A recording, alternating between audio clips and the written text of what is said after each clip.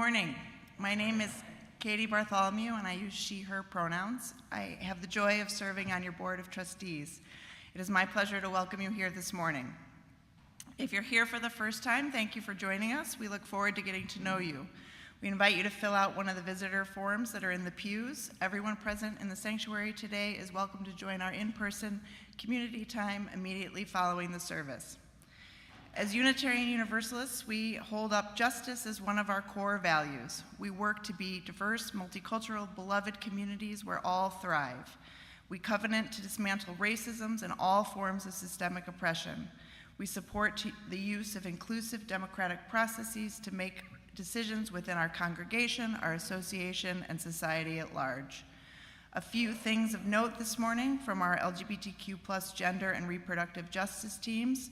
You can sign up to donate blood for a Unity Temple hosted blood drive next Saturday, March 29th today at Community Hour. There are two big events for Trans Day of Visibility. Next Sunday, March 30th, Rally for Trans Visibility is at 1 p.m. in Federal Plaza in downtown Chicago.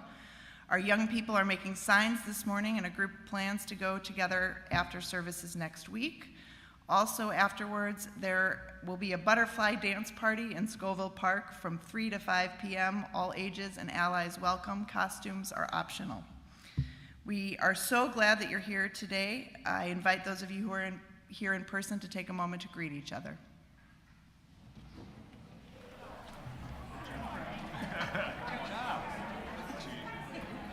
You sound like you're born.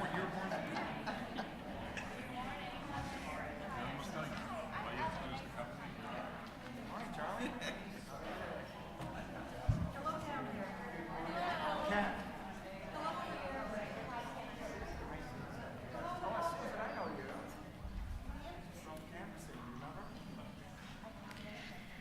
I'm Reverend Emily Gage. My pronouns are she and her. Our chalice lighter today is Harvey.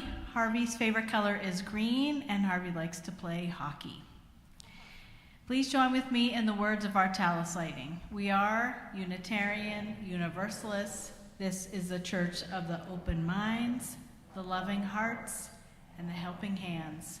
We take care of the planet Earth and each other.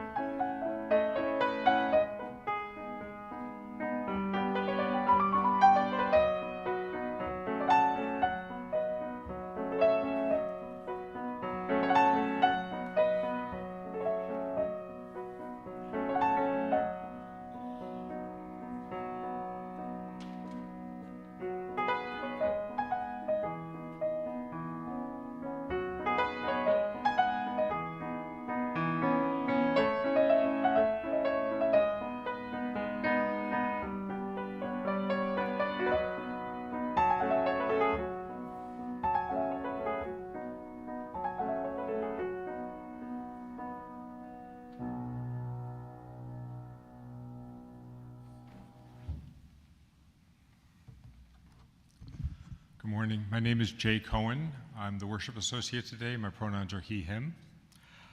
There's an ancient parable many of you probably heard about the farmer who had the horse that ran away, and then the neighbors all came to the farmer and told her how unfortunate it was that the horse ran away, and she says, well, maybe. And then the next day the horse brings back 7 more wild horses, and the neighbors all tell her how lucky she is, and she says, well, maybe. And then the next day the son's riding one of the new wild horses and falls off and breaks his leg. They tell her how unfortunate it is, and she says, well, maybe. And then finally the next day the army comes to conscript soldiers. Son can't go to war because he has a broken leg, and they all tell her how lucky she is, and she says, well, maybe. And it's just a wonderful parable about how even in the midst of things unfolding, there's still always a lot of maybes. This month is our 5-year anniversary of the pandemic, and I'm reminded of how we were filled with so many maybes through that time. When I first learned how dangerous the virus was, I was one of the people who had the groceries delivered, had a little station at the door with the rubbing alcohol and wiping everything down. And I was really frightened about what might happen and was really impacted by the things that were coming out in the news every day. At the time, I was also a teacher at a community college, and we pivoted everything to be online, and that came with a ton of maybes for students and teachers. Many of our students were in very vulnerable situations, and we were all doing everything we could to try to help and to get people through. I'm sure that each person in this room has some story about 2020 and overcoming obstacles until things became more clear and more understood. What I learned the most from this time was the importance of community. I really leaned into this Unity Temple community, and especially the Mindful Reflection community. That's when we began our 7-day-a-week morning Zoom call, which is still going to this day. And this Unity Temple community provided me with the compassion and the connection I needed until things became more clear while we were going through some pretty trying times. And so here we are 5 years later, and there's a bunch of new uncertainty and a bunch of new maybes. Aside from the horrible things that are already happening, I can really easily spin out into some pretty frightening stories about the road ahead.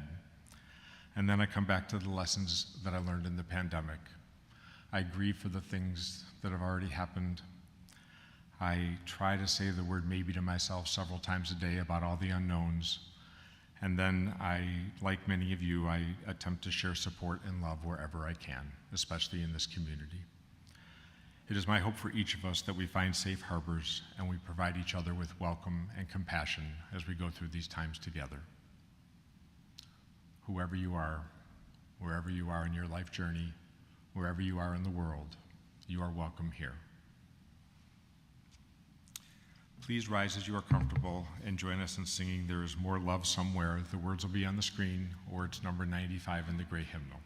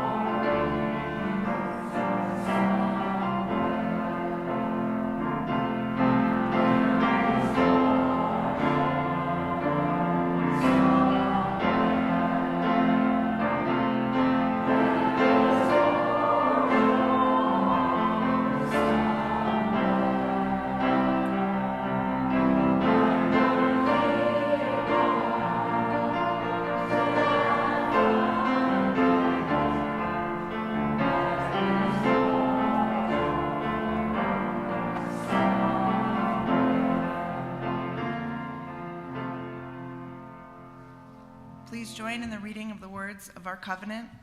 Love is the doctrine of this congregation. The quest for truth is its sacrament. And service is its prayer. To dwell together in peace, to seek knowledge and freedom, to serve humanity in fellowship, to the end that all souls shall grow into harmony with the divine. Thus do we covenant with each other and with God.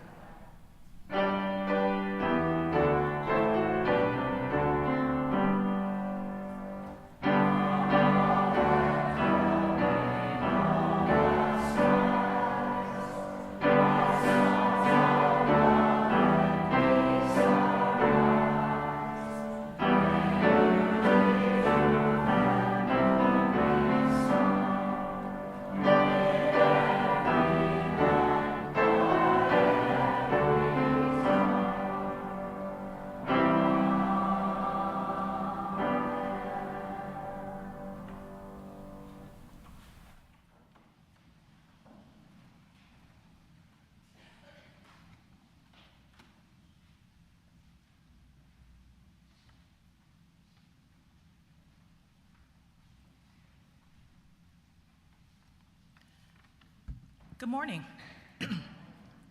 My name is Vanessa Crowder. My pronouns are she and her, and I serve on your spiritual care team. Love is the doctrine of this congregation. Sharing our joys and sorrows of our lives is one of the ways we embody love in this congregation. Before each service, you may share your joys and sorrows in the binder outside the doors of the sanctuary. You can also email your joys and sorrows to us at spiritualcare@unitytemple.org. If you would like to talk with someone about what is on your heart, please feel welcome to contact the spiritual care team. We're here to listen and to sit with you in times of both joy and sorrow. And if you don't recognize us, we all have little blue hearts on our name tags. Here are the joys and sorrows that were shared this week. Please help Nicolina Valentine in celebrating her 5th trip around the sun. She was born into the quietness of a worldwide pandemic shutdown on March 22nd, 2020. Nico is clearly at home as she runs through the passages of Unity Temple, and her mama is so very grateful to be watching her daughter grow up Unity strong. Anne DeVoe died on Wednesday after a years-long battle with breast cancer. She was the beloved spouse of Margaret Clement and adored parent of their children, Nathan and Claire. There will be a memorial service for Anne on Saturday, May 10th at 2:30 here at Unity Temple.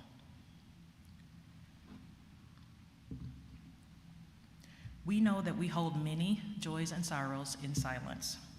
We invite anyone who has a joy or a sorrow to come forward and drop a stone into one of the bowls of water at the 4 stations around the sanctuary. We invite you to engage in the spiritual practice of silence during this shared ritual. Let us begin.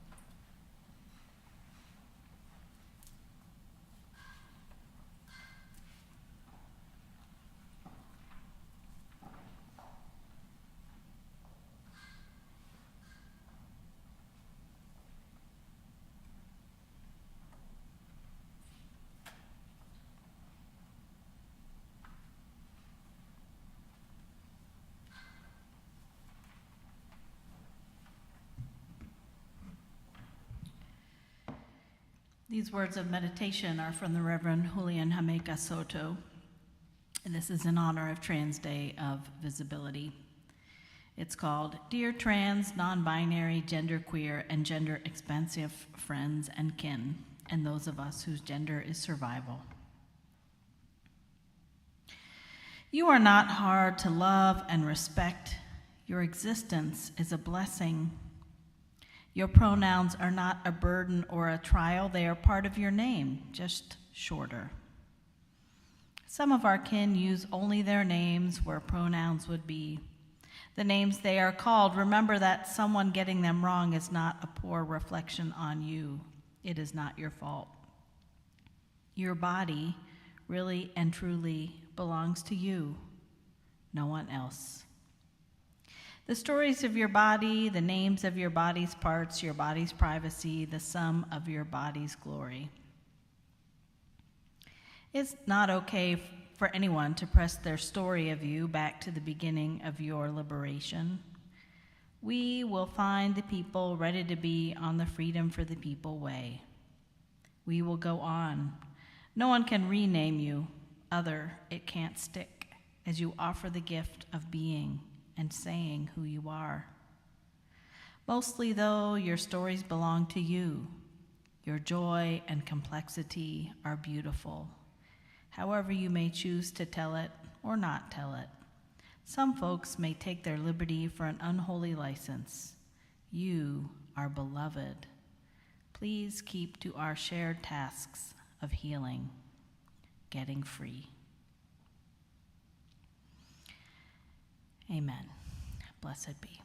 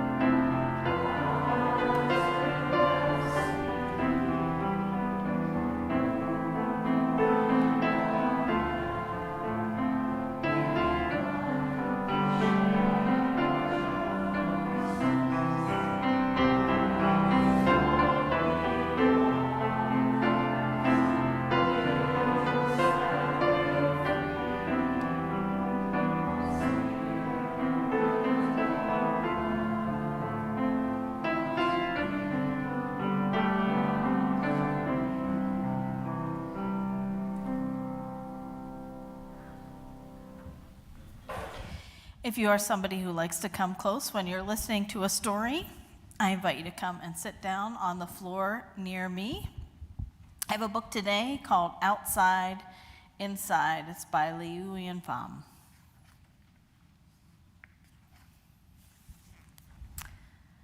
Something strange happened on an unremarkable day just before the season changed. Everybody who was outside went inside. Everyone, everywhere, all over the world. Everyone just went inside, shut their doors, and waited. Well, almost everyone. Some people needed to be where they needed to be. Outside, the sky was quiet, but the wind still blew and birds kept singing. Raccoons came out and squirrels played in the street, but the cars stayed away. The world felt a little different. Inside, we baked and cooked, made music and watched TV. We read and played games. Some of us worked a little, some of us worked a lot, and some of us couldn't work at all. We all felt a little different. Outside, there were fences, both real and pretend. Swings sat still and slides were lonely. Bells didn't ring and halls were empty. We had birthdays without parties, shared words without sounds, and reached each other without touching. The world was changing a tiny bit outside. Inside, we waited and we worried, we laughed and we cried and we tried to breathe. We made things together and did things alone. We hoped and prayed and wished we were all changing a tiny bit inside. Outside, the world kept growing. Inside, we kept growing too. So why did we all go inside? Well, there were lots of reasons, but mostly because everyone knew it was the right thing to do. On the outside, we are all different, but on the inside, we are all the same. And we remembered that soon spring would come, inside and outside. The end. All right, I'm going to send you to Uni House.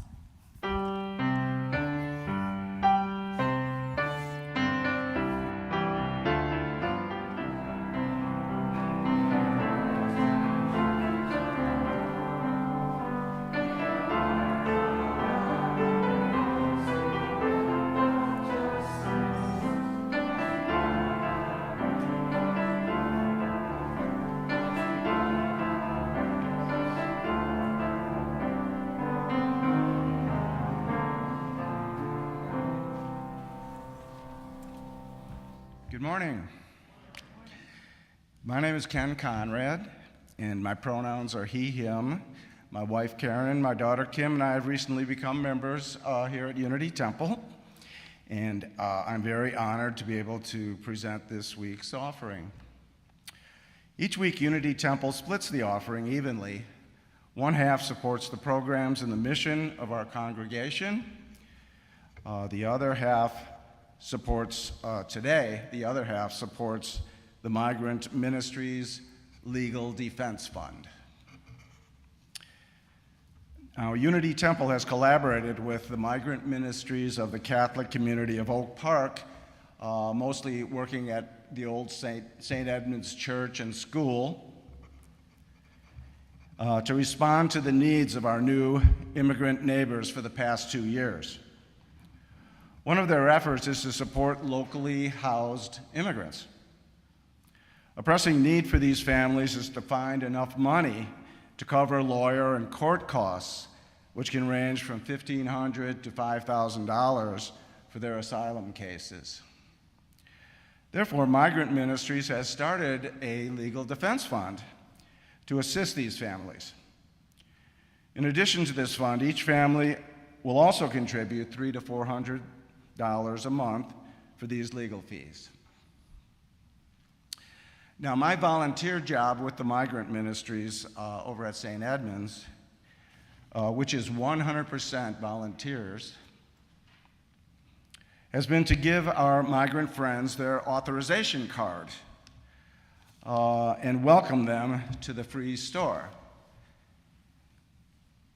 In this role, and in translating some of their asylum applications to English, I have heard numerous stories about the dangerous journeys that families have made, risking their lives and those of their children. They have told me of violence and intimidation in their home countries and about long journeys through 7 countries, including walking through the supposedly impenetrable Darien Gap, recalling the deaths of babies and elderly along the way to America. To learn more, we invite you to join us for a 10:15 presentation today.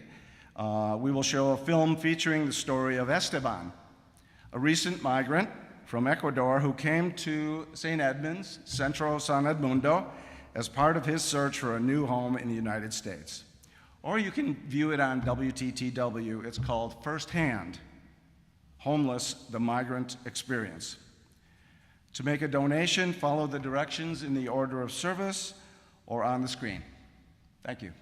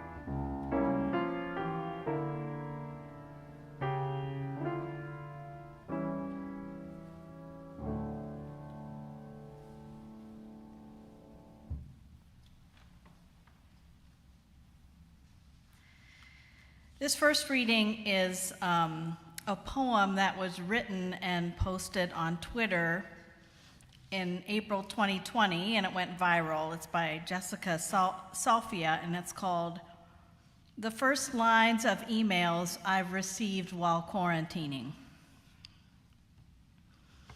In these uncertain times, as we navigate the new normal, are you willing to share your ideas and solutions? As you know, many people are struggling. I know you are up against it, the digital landscape. We share your concerns. As you know, many people are struggling. We hope this note finds you and your family safe. We've never seen anything like this before. Here are 25 distance learning tips. As you know, many people are struggling. Feeling fiesta today? Happy Taco Tuesday. Calories don't count during a pandemic. Grocers report flour shortages as more people are baking than ever. As you know, many people are struggling.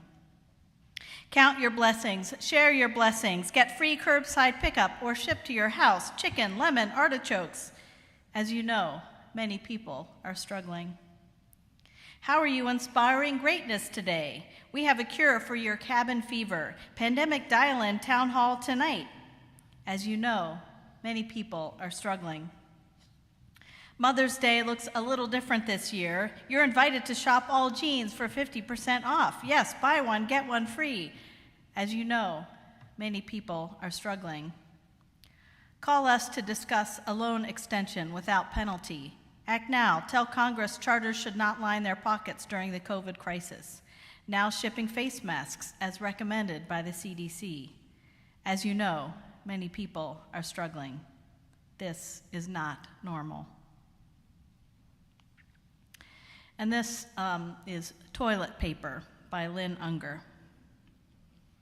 How many rolls of toilet paper will make you safe? How many bottles of Purell? How much peanut butter or pasta, bread or beer? How much money will make you secure? $10,000, $1 million, $1 billion, and a yacht? At what point do you say, I have what I need? Ask the Buddha. He says, it is the nature of all things to change. It is the nature of all beings to suffer. It is the nature of all beings to die. How many rolls will make you safe? Wouldn't it be better if you yourself were multi-layered and soft and strong?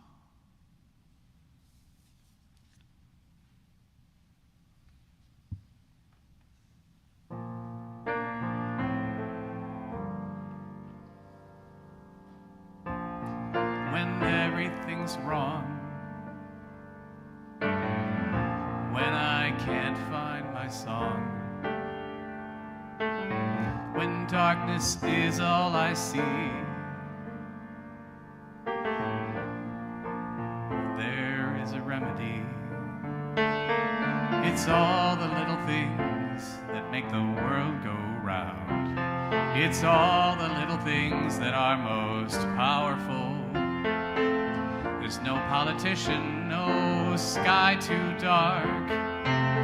No one can take the love from my heart. The sun gonna shine, and in this heart of mine, the sun gonna gonna shine, and in this heart of mine, the sun gonna shine. Ooh, it's true, 'cause I can always be grateful when the loudest sound is your own life crashing down. And when your friends, they don't come around, there's one true thing I've found. It's all the little things, the bells that ring, the green, green grass, and the birds that sing. I'm gonna choose the bright side to see. No one can take that from me. The sun gonna shine, and in this heart of mine, the sun's gonna shine, and in this heart of mine, the sun gonna shine. Ooh, it's true, 'cause I can always be grateful. So bring it on, bring it on, bring it on, bring it on now. Bring it on, bring it on, bring it on, bring it on, bring it on, bring it on now. Sing it on, sing it on, sing it on, sing it on now. I'm singing on, I'm singing on, singing on, 'cause the sun gonna shine in this heart of mine. The sun gonna shine, and in this heart of mine, the sun gonna shine. Ooh, it's true, 'cause I can always be grateful.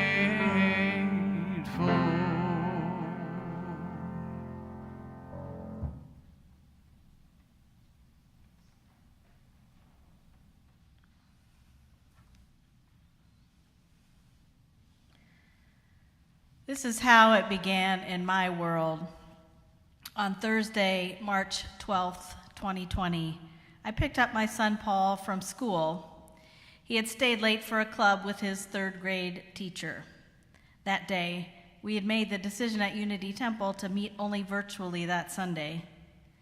And as I picked Paul up and we started to walk home, my heart full with the news, I looked back and I saw his teacher still standing there after our goodbyes. Later that night, they closed the school.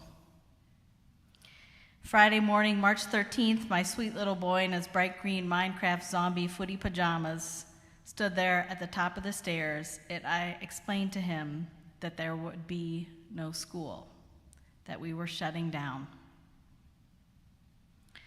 Both of these scenes are incredibly vivid in my mind's eye. I suspect that you have similar moments, perhaps from those same exact days. It's kind of funny, actually, that those two moments are so vivid to me because, honestly, as I think back to the days and weeks and months that followed, the rest of my memories are a giant blur. Obviously, things happened, but there was so much sameness, so little sense of time, so much fear and other big feels that it all jumbles together somehow. It was a number of months ago when I thought to myself that we should mark the 5th anniversary of the COVID-19 shutdown in some way. At the time, I didn't realize that we would be in another variation of extended trauma with an all-out attack on our government infrastructure. So I got to wondering about all the things we learned, about how all the things we learned and the pandemic might help us today. And then I happened across this wonderful series of paintings by Ricardo Levins Morales in my Facebook memories from 5 years ago called What to Do in a Pandemic. I'm sharing them with you in an attempt to make some sense of our past and our present. Stay aware. I had forgotten about the COVID briefings by the Illinois Department of Public Health Director, Dr. Ngozi Ezike. Daily, she told us of the number of COVID cases and fatalities. I remember feeling so grateful for her reports, mostly because she shared this horrible, terrifying information with such care and compassion. That in itself felt like such a gift. In an NBC interview this month, Dr. Ezike talked about how she would get choked up almost every single day as she gave that report, and she said, "I remember thinking, gosh, isn't there something we could have done to not have all these people perish despite all these tireless efforts?" It was a heavy weight to carry. It felt important to stay aware, and what made it possible to keep listening was that Dr. Ezike reminded me that we were not alone, that we were in this together. It was a collective awareness for all of us to hold together. I was less mindful in those days about how I received my news, but then as now I hold both the need to stay aware and the need to cultivate that awareness through the channels that are most helpful to me. For me, it's most helpful to receive information about what is happening in this country today through journalists and leaders that share my values. That framework helps me stay aware, but limits the amount of information and gaslighting that I need to filter. That's my own survival tactic. You might have a different one. Stay aware. Support those most vulnerable. There wasn't enough toilet paper, or PPE, or vaccines to go around. There was so much not enough for everyone during that pandemic, and how to prioritize what we did have. On the front lines, some of these were life and death decisions, especially in the earliest days of the pandemic.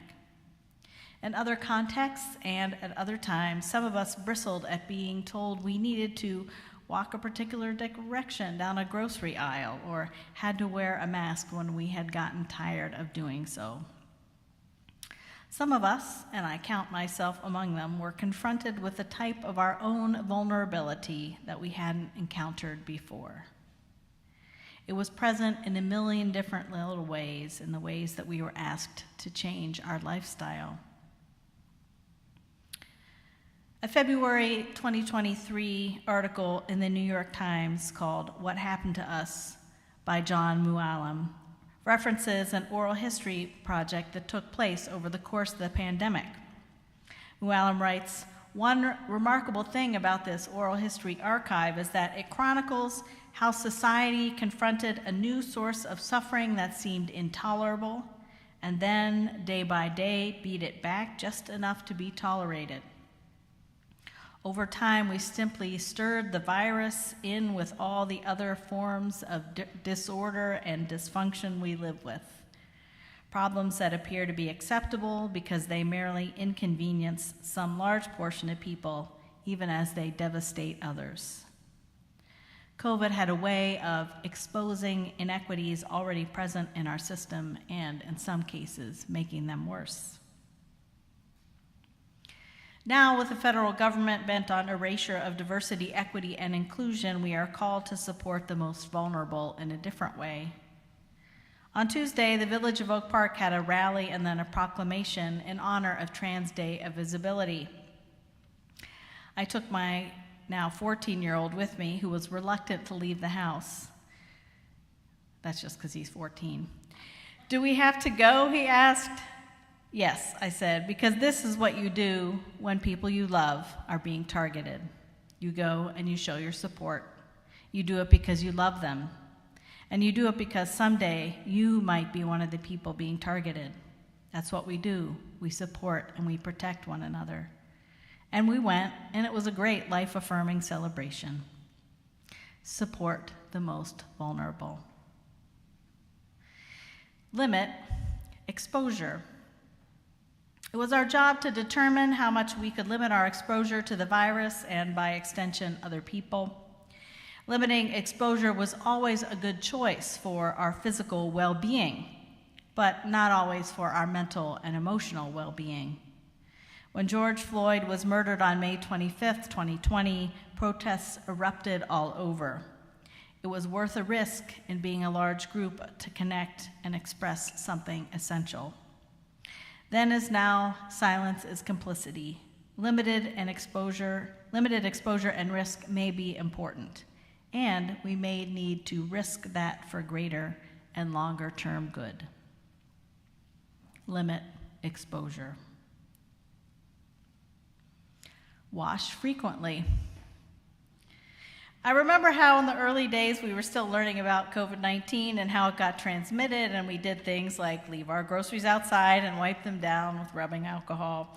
We remembered in a shocking sort of way how interconnected and interdependent we were. If we had spent time with that person who had spent time with that person, with another person who had gotten COVID, did that mean that we were at risk? Or when will we know that we were in the clear? We bought gallons worth of hand sanitizer and sang the entire alphabet song while we were washing our hands. Some of this knowledge, minus the grocery wipe down maybe, is still good to remember. We share germs, COVID-19 isn't over, and it's a good thing to do the things we can do to ensure we stay healthy, like washing frequently. We know how, and it's more commonplace and understood to add more health protection by wearing masks, that it's a good thing to have in our toolbox. And to the extent that there is plenty we have no control over in terms of future pandemics and germ exposure, we know there are things we can do. Wash frequently. Spread calm. Congregationally speaking, almost all of our programs got scaled back during the shutdown, with one notable exception that Jay mentioned earlier, the Mindful Reflection Community. They began meeting every single morning, and it helped so many people with their grounding and mindfulness and calm each day. It is ongoing. And I love that this was and is a touch point for so many in the challenging times of then and now. Most of us developed and expanded our repertoire of calming activities or life-giving activities during the pandemic, and many of us still practice them now. My wife and I started jigsaw puzzling, one puzzle after another, and still we carry on in 2025 as if each piece helps us create order of the chaos in the world. Spread calm. Check in with each other. The thing I missed most during the pandemic work-wise was that Sunday morning informal check-in with the people that I saw just walking through the sanctuary or at community hour or in the foyer. Those little interactions of connection and the deep conversations are part of what feeds me in ministry. Even those tiniest moments make a difference, a reminder of caring and community. Before the pandemic, so many of these were in person, but now these moments have really expanded in their modes of connection. My sister lives in New York, my sister and I rarely have a conversation on the phone, but we send each other voice messages and carry on a running sharing via Instagram Reels and memes. It was especially important now and especially important then and now to check in on your people. Every little thing matters. Check in with each other. Offer healing support. In the very early days of the pandemic, before anyone had any idea how Zoom school could work, things were rough at our house. Third grade was one short Zoom meeting in the morning, but was otherwise completely unstructured and unsupervised. I say this without blame because no one had any idea what they were doing. And it was not working for our kid or our family, and we said to the school, help. The school nurse said, how about if I come over and take Paul for a walk sometimes? Yes, please. And so she offered our family this amazing healing support. These walks gave us a little break. It gave Paul another person to connect with, and the nurse brought her dog with her for Paul to walk. Paul had had a dog bite a few years earlier, so it was a new and affirming experience. One thing led to another, and that's pretty much how we got our own dog, Lloyd, who has also been a healing support. It's okay to ask for help. It's okay to offer support, and it can and often is life-changing. offer healing support. Rest. As some of you may have heard me say before, I'm an introvert, and this means that I gain energy from being alone.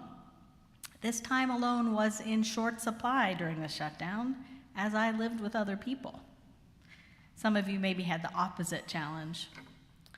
It took me a while to realize that I could do some things to help myself. I shifted my office from our guest room at home to Gale House living room, where I worked alone for the rest of the shutdown. I would have needed a quiet space to record sermons anyway, but it also became a quiet place that helped my introverted soul gain a little fuel in her tank. When we got the dog, I increased my walking, which helped too. There was a lot of me, though, that was just interested in making it through, and so I often made choices that weren't the healthiest, but were the most comforting at the time. This perspective has helped me in these days. I've been proactively working on getting myself into the habit of healthier choices. A regular remote yoga practice has kept me feeling physically better in these difficult days.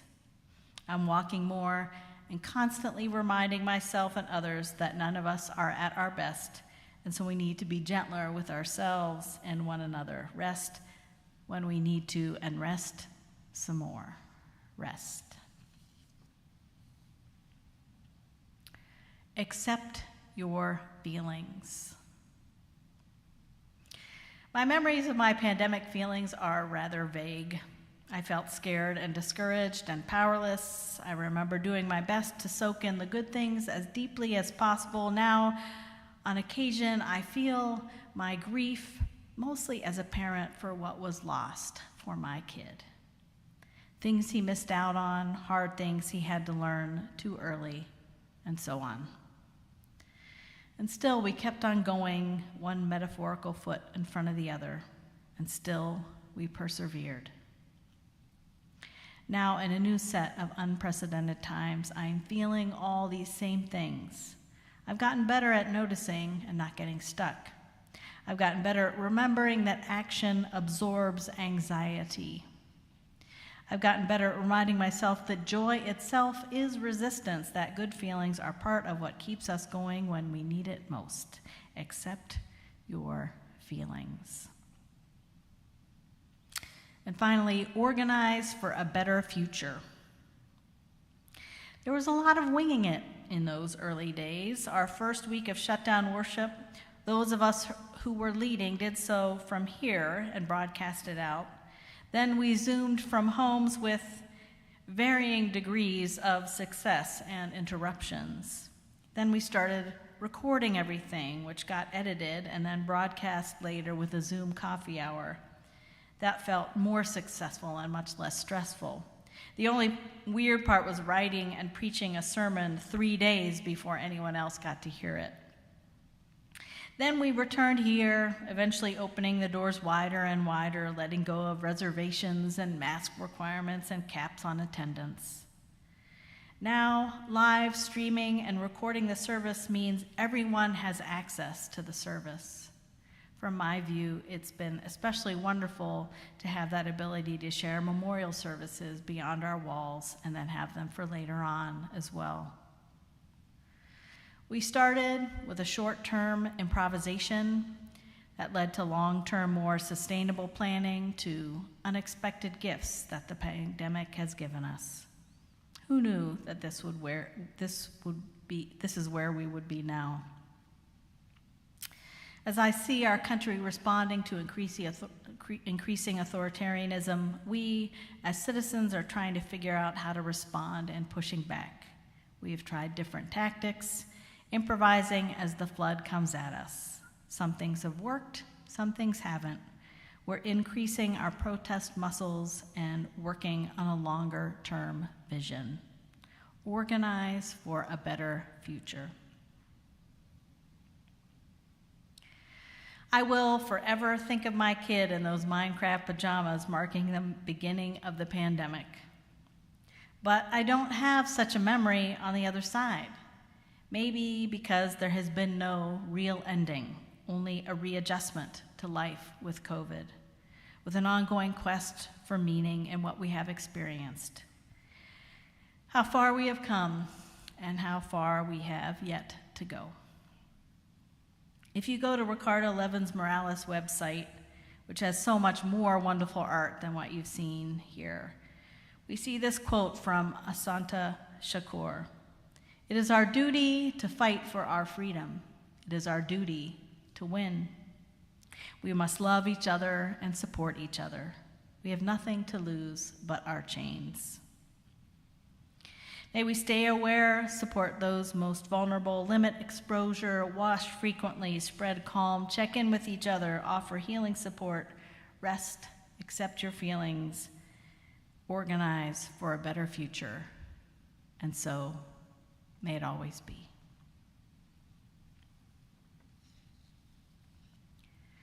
I invite you to rise, embody your spirit. We're going to sing hymn number 346. It's in the hymn book or up on the screen.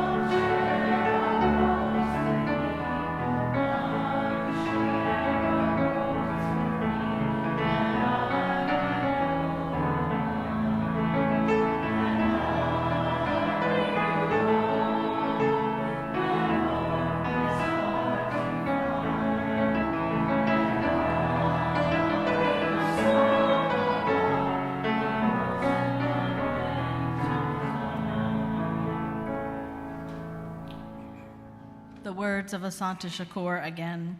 "It is our duty to fight for our freedom. It is our duty to win. We must love each other and support each other. We have nothing to lose but our chains." Please join with me in the words of our chalice extinguishing. Carry the flame of peace and love until we meet again.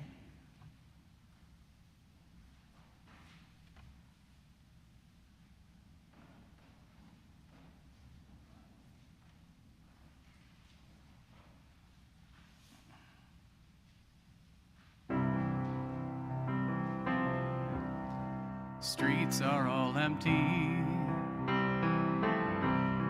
shelves are all bare. The world is holding its breath like it's running out of air. It's the first in our lifetime, might not be the last. But I remember when my grandmother told me once. She said, this too shall pass. I don't know where we're going, but if the going gets rough,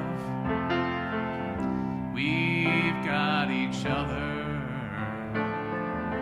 And for now, that's enough. I talk to my neighbor, but we don't get too close. It's the things we can't see that we fear the most. I look out my window, got nothing to do, and I suddenly see the sky shining a brighter blue. I don't know where we're going, but if the going gets rough, we've got each other. And for now, that's enough. Each day on the lockdown seems a little less strange. When it's finally all over, I just wonder how much this world will have changed. I don't know where we're going, but if the going gets rough, we've got each other. And for now, that's enough. We've got each other. And for now, that's enough.